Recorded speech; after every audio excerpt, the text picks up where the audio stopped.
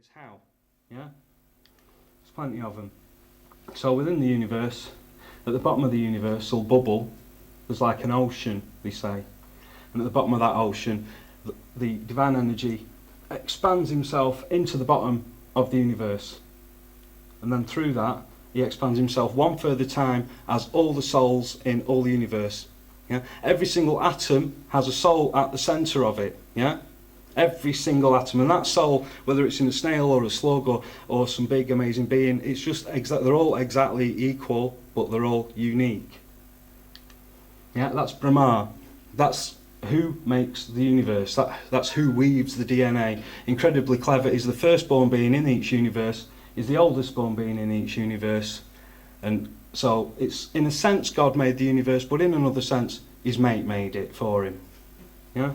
And why? Because he had this dream. He said, hey, well, I want to create a universe. And he said, no problem. Off you go. Yeah? And then he teaches him how to do it. Yeah? That's the Brahma Samhita. That's the book that goes the big whole, everything to do with that and how that happened. Yeah? So you've got different levels in the universe. There's three basic planes of existence within the universe. The lower, the middle and the higher. You see that in all ancient cultures and in Lord of the Rings.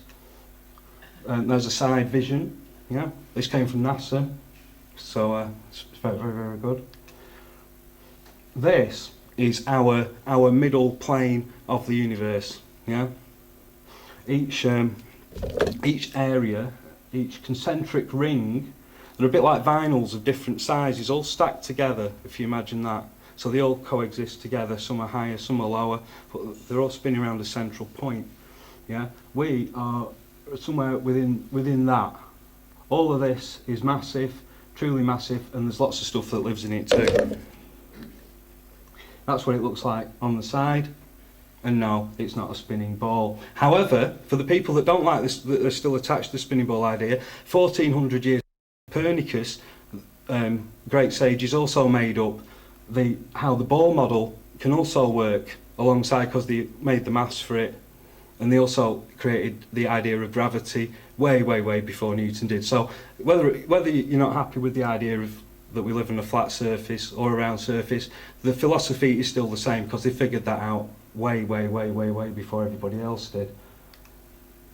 All the stars, everything moves around from a central point, the sun, the moon, all the different abodes, they're all different things. It says this very, very, very clearly throughout the Vedas. I'm sorry if it's a bit too freaky for you. If it is, it's like just light entertainment. Okay.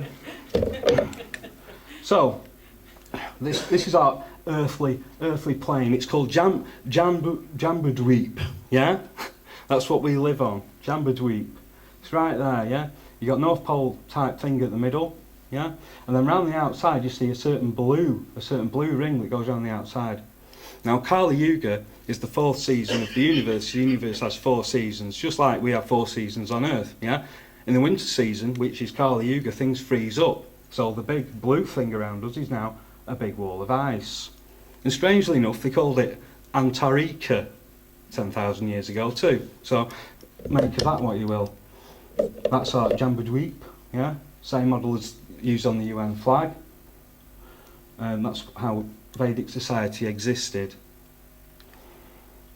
At the middle of Jambudweep you've got the magnetic north. They described it as a mountain, but it was more a case of it being an energetic thing. People have been trying to ballify the Vedas for years and years and years, but I've got the original stuff because I nicked it from a temple quite a long time ago. I had to, because it was going to be burned or something.